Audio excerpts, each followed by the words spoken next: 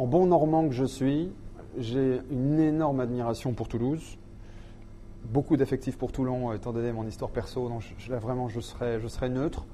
Je serais neutre sur le papier. On peut bien sûr imaginer que l'équipe de Guy Novès est favorite. Et puis la réaction sporadique, lointaine du Toulonnais peut venir perturber tout ça. Mais je suis incapable de vous dire qui gagnera cette finale. Et c'est tout le charme du rugby qui persiste et qui continue. Ouais.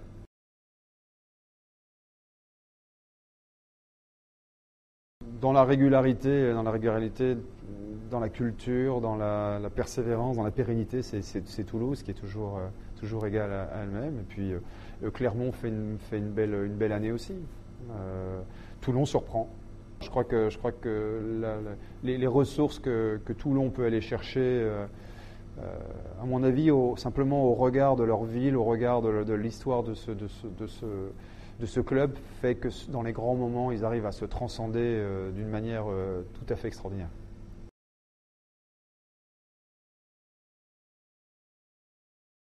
Je ne suis pas très objectif sur le choix de Philippe parce que c'est quelqu'un que j'ai côtoyé et qui est mon ami.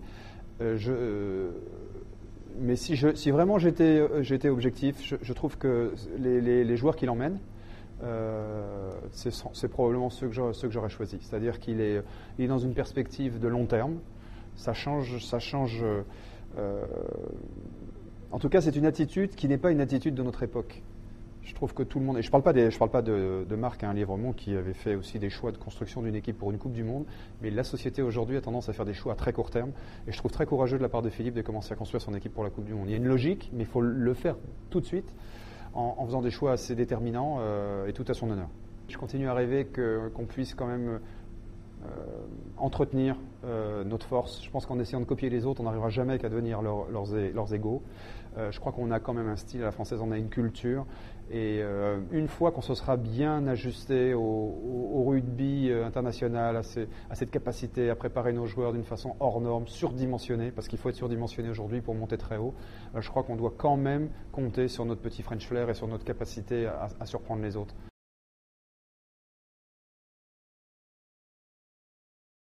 Sans parler de mercenaires, ce sont des joueurs qui ne sont pas forcément aussi attachés au club qu'à une époque.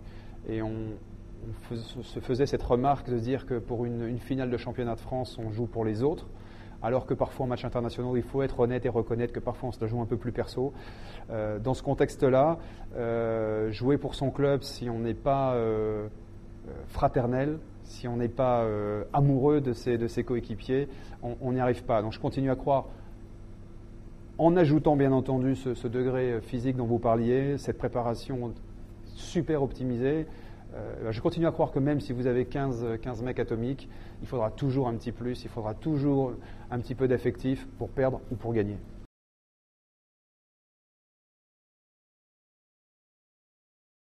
C'est une magie, je crois beaucoup à la culture profonde des nations.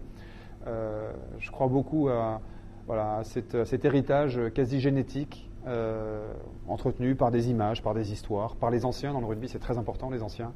Ils sont dans les tribunes, ils sont là, ils sont présents, contrairement à d'autres sports.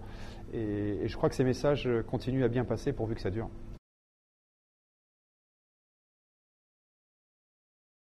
Je vais vous surprendre, comme on parle du Brennus et du championnat de France, c'est ma finale perdue contre Toulon qui est un de mes plus grands souvenirs. Ce n'est pas celle que j'ai gagnée. Je pourrais vous expliquer pourquoi, mais c'est probablement...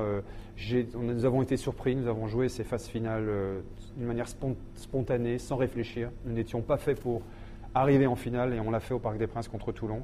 Voilà, c'est un immense souvenir. Ma deuxième opportunité de gagner la finale contre Agen a été réussie. Je dirais que le fait que ce soit plus calculé était un plaisir moindre.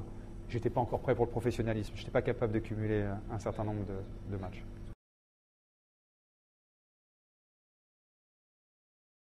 C'est dû à la culture induite par les règles de ce sport. C'est un sport dangereux, c'est un sport qui saigne, ça jaillit, il y a du danger, il y a de la peur.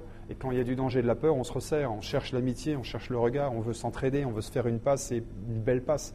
Donc cette notion de sport de combat collectif, elle est essentielle. C'est assez dictatorial comme système. C'est-à-dire que si jamais vous ne respectez pas vos partenaires, si jamais vous ne faites pas la passe, si jamais vous gardez la balle, d'abord, petit 1, vous êtes sanctionné physiquement. Petit 2, vous sanctionnez tous vos partenaires. Donc vous n'avez pas le choix, vous êtes obligé, parce que c'est dangereux, parce qu'il y a du sang, parce qu'on vous apprend dès le plus jeune âge à respecter un arbitre, à lui parler au travers du capitaine. Parce que quand un arbitre prend une décision, il n'a pas 12 mecs qui lui crachent dessus et lui obligé de sortir son carton en reculant face à des mecs qui le conspuent. Enfin, voilà, donc parce qu'il y a une exclusion temporaire au rugby. Voilà, c'est de l'éducation. C'est ce qu'on fait avec nos enfants et c'est ce que la société aujourd'hui refuse de faire avec ses pairs. Voilà, nous, c'est naturel, c'est spontané, c'est de cette éducation que je vous parle. Mais c'est vrai que cette éducation, elle est induite, elle est obligée par le fait qu'il y a un engagement physique, une punition et du sang.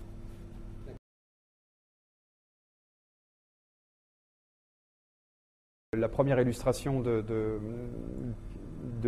pour imager cette éducation est la création d'une école, d'un tout petit collège sur une petite île perdue à Madagascar.